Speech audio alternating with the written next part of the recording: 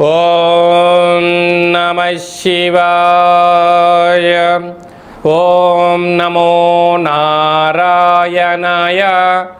నరదృష్టి నివారణ కాళభైరవాయ నమో నమః. ఓం దిగంబరాయ విద్మహే హంసవాహనాయ ధీమహి తన్నో కాళభైరవ ప్రచోదయాత్. హరి ఓం. మా ఛానల్కి స్వాగతం. చూస్తున్న వీక్షకులకు ప్రేక్షకులకు ప్రియ కాళభైరవ భగవద్బంధులకి స్వాగతం పలుకుతూ మమ్మల్ని ఎంతగానో ఆదరిస్తూ ఉండబడినటువంటి ప్రియ సోదర సోదరీమణులకు, జ్యోతిష్య అభిమానులకు, సనాతన ధర్మ సంరక్షకులు అందరికీ కూడా దక్షిణాయన ప్రారంభ శుభాకాంక్షలు. దక్షిణాయనం అనగానే సకల దేవతల యొక్క ఆరాధన, సత్ప్రవర్తన, జీవన విధానంలో మనం ఏదైతే అనుకుంటామో దేవతారాధన చేయడం వలన అనంతమైన శక్తి కలిగి విద్యలో, వృత్తులో, ఉద్యోగాల్లో, వ్యాపారాల్లో అనంతమైన విజయం సాధించడం కోసము చాలా ముఖ్యమైన సమయంగా భావించగలగాలి. మనకు 16/6వ నెల 2026 నుండి 30వ తారీఖు 6వ నెల 2026 వరకు పుట్టినటువంటి వారందరికీ కూడా ముందస్తుగా జన్మదిన శుభాకాంక్షలు. గతంలో వివాహం చేసుకున్న వారికి వివాహ వార్షికోత్సవ శుభాకాంక్షలు. ద్వాదశ రాశుల్లోని గ్రహ గమనాల్ని ఓసారి పరీక్షిద్దాం. మేషరాశిలో కుజుడు స్వక్షత్రకారకుడు, మిథున రాశిలో బుధాదిత్య రాజయోగం, రవి మరియు బుధుడు స్వక్షత్రకారకుడు, కర్కాటక రాశిలో 12 సంవత్సరాల తర్వాత దేవగురు బృహస్పతి ఉచ్చస్థితి సంచార స్థితి మరియు శుక్ర సంచార స్థితి, సింహరాశిలో కేతు సంచార స్థితి, కుంభరాశిలో రాహు సంచార స్థితి, మీనరాశిలో విశేషంగా శని భగవానుని సంచార స్థితితో ద్వాదశ రాశుల్లో గ్రహ గమనాలు ఈ విధంగా ఉన్నాయి. మీనరాశి వారికి ఒకవైపు ఏలనాటి శని మధ్యమ సంచార స్థితి ఉండగా, రెండవ స్థానంలో కుజుడు స్వక్షేత్రకంగా ఉన్నప్పుడు కుజదోషం ఉండినను, అర్ధాష్టమ రవి దోషం ఉండినను 12 సంవత్సరాల తర్వాత దేవగురు బృహస్పతి సంతాన స్థానంలో, రాశాధిపతి సంతాన స్థానంలో ఉచ్చస్థితిలో సంచారం చేయడము వీరికి విపరీతమైన అదృష్టాన్ని, ఆనందాన్ని కూడబెట్టబోతుందని చెప్పి గమనించాలి.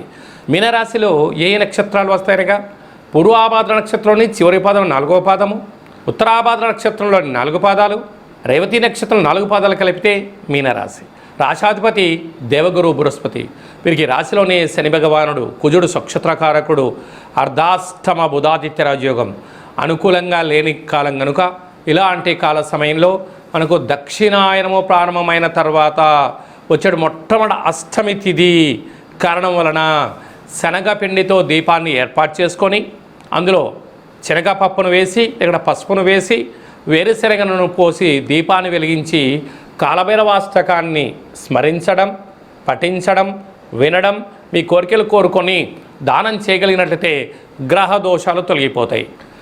పంచమ స్థానంలో దేవగురు బృహస్పతి 12 సంవత్సరాల తర్వాత కర్కాటక రాశిలో ఉచ్చస్థితిలో సంచారం చేయడము మీనరాశి వారికి సువర్ణపు అధ్యాయం ప్రారంభం అయిందని చెప్పి గుర్తుపెట్టుకోగలగాలి. కనుక ఇలాంటి కాల సమయంలో తల్లిదండ్రులు శ్రీ మేధా దక్షిణామూర్తి స్వామి వారి యొక్క స్మరణ, రుద్రాభిషేకము అదృష్టాన్ని కలిగిస్తుంది. కనుక మీనరాశి జాతకులు వీలైనంత వరకు సత్ప్రవర్తన, ఆధ్యాత్మిక చింతన ఉండి తీరాలి. మీ జన్మ నక్షత్రం రోజున, అష్టమి తిథి ఎందున, పూర్ణిమ తిథి ఎందున ముఖ్యమైన పనులు వాయిదా వేసుకోండి.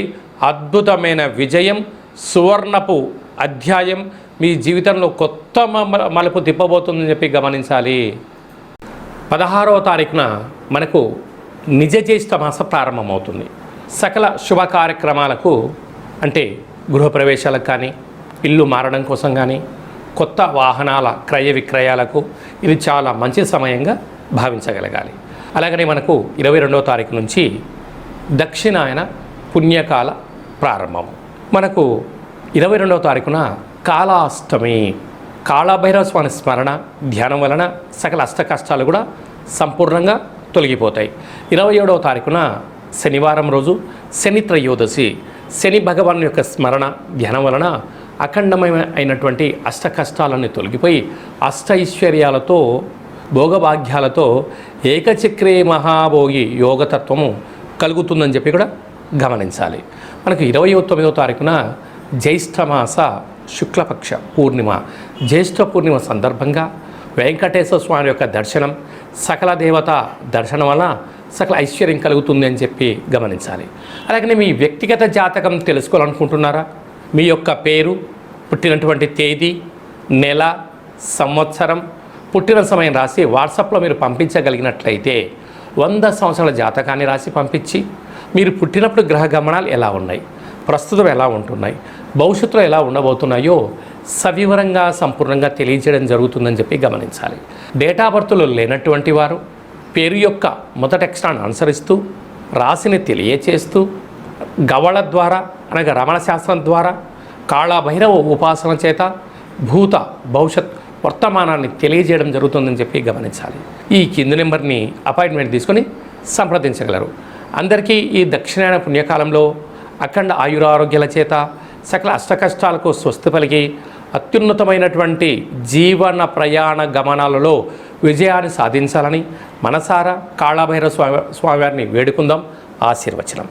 శతమానం భవతు శతాయు పురుష సతేంద్రియ ఆయుష్యేవేంద్రియే ప్రతిష్టతి.